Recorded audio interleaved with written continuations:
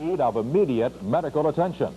But there's more to the story, more than just a mad dash to the patient and then to the hospital. It's a story of the lifesavers, and to a degree, a story of politics. It's a story of importance to you because someday it might be your life on the line. Joe Quinn has spent the past 2 months looking into emergency medical care in Central Arkansas and has the first of 5 reports. Patient has been involved in a shooting. He's been shot one time to the skull. He has an entrance and exit wound. Looks like it's going to be mid-sagittal line of the cranium. This is not a job for the faint of heart or for those who don't communicate very well. The average ambulance run is not life-threatening. This drug overdose victim lying in a gutter will live. The run will go unnoticed. It won't make the 10 o'clock news or the morning newspaper. Yeah, just lay still for a while. You're going to the hospital every day. You fell out in the street. Nobody can wake you up. Using different words, most paramedics will tell you the same thing.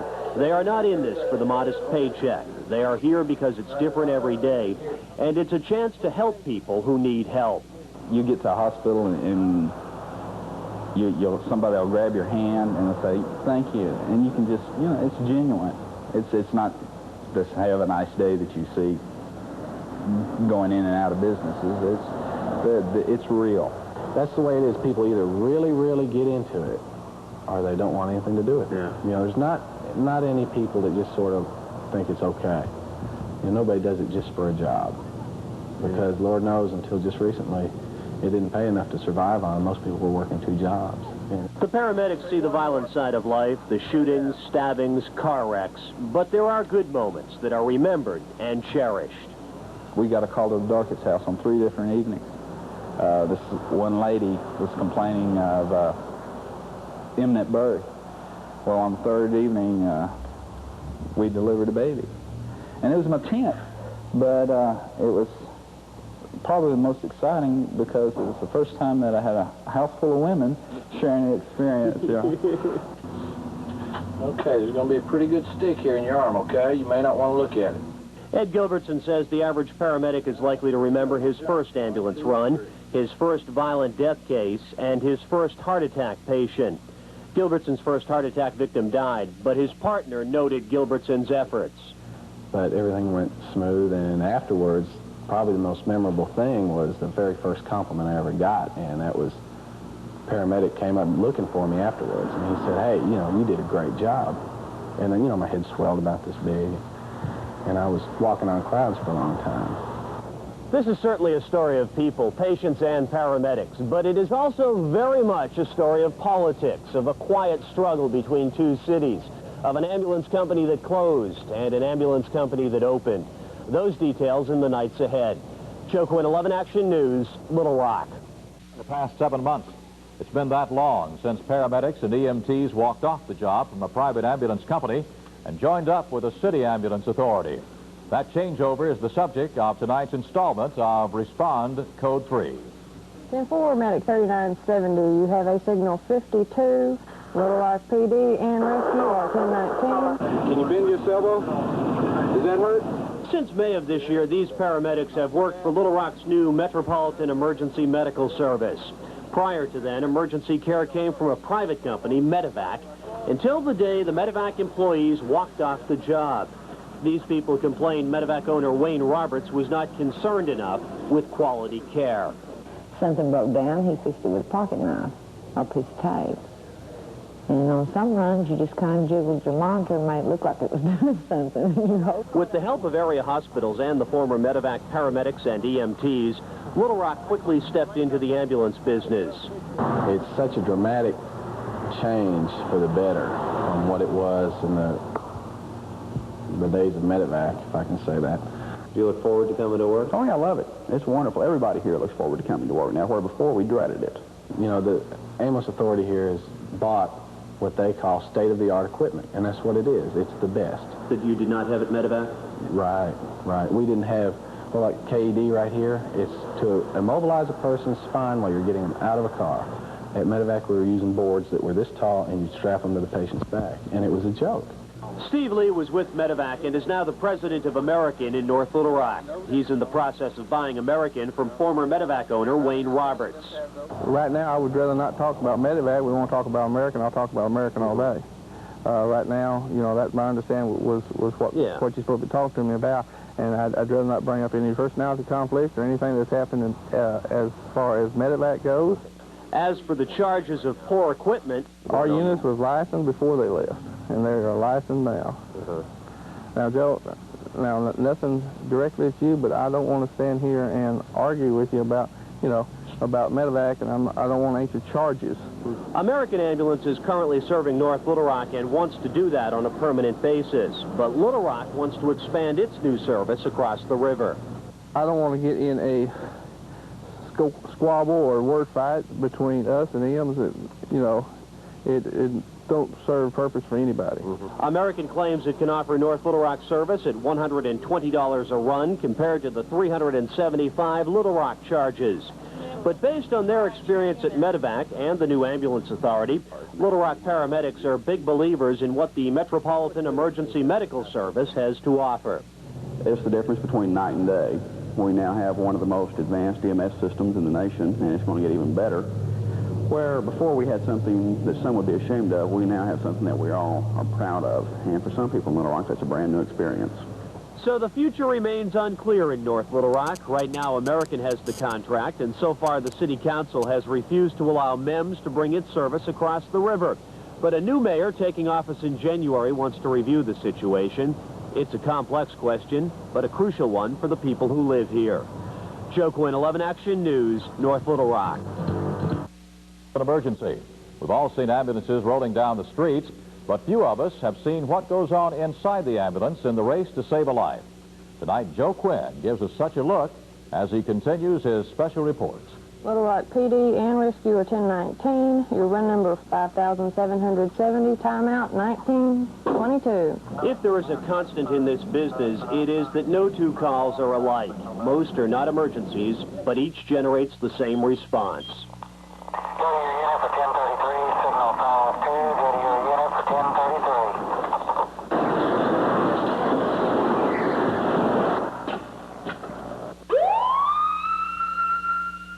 In certain types of life-threatening emergencies, 8 minutes will make the difference in terms of whether you live or whether you die. So this system is designed to be able to meet an 8-minute response time to life-threatening emergencies 90% of the time. Some calls are the ones you will see on the evening news. You watch as an ambulance crew struggles to save a stabbing victim in a nightclub parking lot. But you generally don't see a routine call to the home of an elderly man who is having trouble breathing. There is no family physician to call. The patient asks the operator for an ambulance. What's your name, sir? Billy Cobb. Billy Cobb? Okay, I'll give you a little oxygen.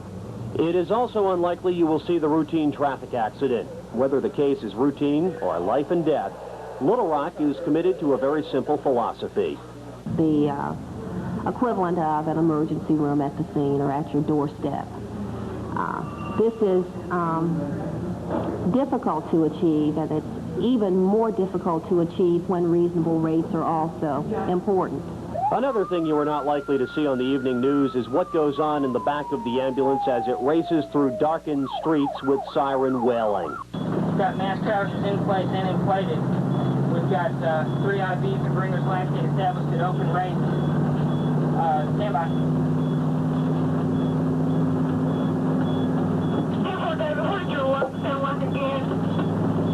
Very equal and clear as far as I can tell. We're standing by. And you don't see the people who man the switchboards, or fly the helicopters, or staff the emergency rooms. These are the people who one day may save your life. It is a process that begins with the paramedic. They are extremely dedicated professionals, but I have never seen a group of folks who maintain a sense of optimism and who just smile and are pleasant all the time when they have what they feel they need to provide quality care. On this night, the system has worked. Are you going to live? Yeah, you will tonight. It is another night in the ambulance business. With photographer Ken Hazlett, I'm Joe Quinn, 11 Action News, Little Rock. North Little Rock officials say it could have been a serious accident. A tractor-trailer rig backed into a daycare center school bus on Camp Robinson Road during the morning rush hour. But because of the heavy traffic, vehicles on the highway were crawling along, which minimized the impact. 2 children were in the So Big daycare van at the time of the accidents, but neither they nor the driver were injured. Quality of medical care in Little Rock has moved ahead another step today as Doctors Hospital opened its new emergency care and cardiac unit. Ribbon-cutting ceremonies marked the opening of the $17 million expansion that includes a new parking deck for hospital users. Officials say the new facilities will allow them to offer expanded outpatient services. We're excited because we not only have new technology and new inpatient services, but we've bridged ourselves such that we can now really be able to take care of outpatients and move into the future of hospitals where we think there's going to be more oriented toward outpatient care than inpatient care to try to help cut down the cost of health care. Construction was finished 2 months ahead of schedule on the project. Improving medical care is a goal shared by many in Central Arkansas, especially when it comes to dealing with the golden hour. That's the first 60 minutes after a serious injury occurs. During that time, the quality of medical care often determines if a patient lives or dies. It's the topic of Part 2 of Joe Quinn's series, Respond, Code 3. How many times did you get shot? How many shots did you hear? Talk to me, man. Talk to me. What's today? If you had suffered this serious injury in the mid-70s, a funeral home would have dispatched a car to take you to the hospital. The state's only requirement for the first person to reach your side at that life or death moment was that the person have a driver's license. Just like people. We'll get a van, put a cotton back, and charge you $60 to go to the house. The lack of training wasn't the only major problem. Response time was slower. Emergency rooms hadn't been alerted by radio that a patient was on the way in. From the time a person is seriously injured until they can be rendered at definitive care, you have one golden hour, and what one does or fails to do during that hour frequently will make the difference if the patient lives or dies. In Little Rock, the Metropolitan Emergency Medical Service will be at the side of a trauma patient in 8 minutes. Your treatment will come from at least one paramedic. The paramedic has more training than an emergency medical technician, and experts say it is a significant difference. I think it's the initial stabilization. You know, there's not as much stabilization that can be done by the basic EMTs, a paramedic, like IV lines, intubation to establish airway, which is your first priority, and you're back to basic life support, so definitely the sooner that you can get advanced procedures, advanced stabilization done, the much more likely the outcome of your patient is to the good. Most people agree that the quality of emergency medical care in Little Rock is good right now. But what happens if you're in a serious car accident in a distant county on a remote country road like this one? Well, the chances are the care will not be as good.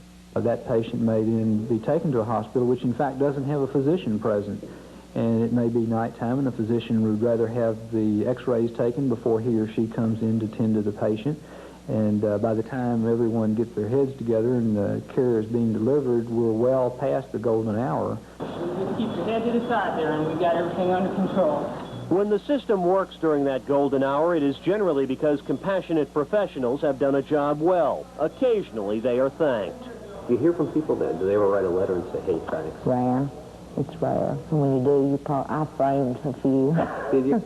I've got one from the sisters at the convent over here. I believe it's on, I forget what street it was on, but we ran a hemorrhage over there one night, and the sister got like buried, and they wrote us. The evolution of emergency medical care in Little Rock is a very political story. We'll tell you about that tomorrow. Joe Quinn, 11 Action News, Little Rock.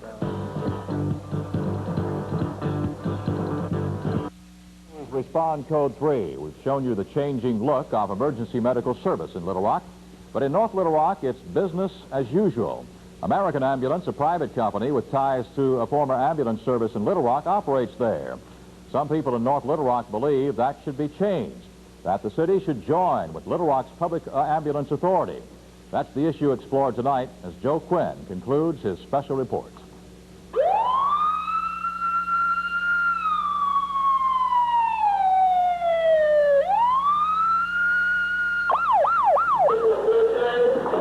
This is a group of Little Rock paramedics fighting to keep a stabbing victim alive. The victim has lost a great deal of blood.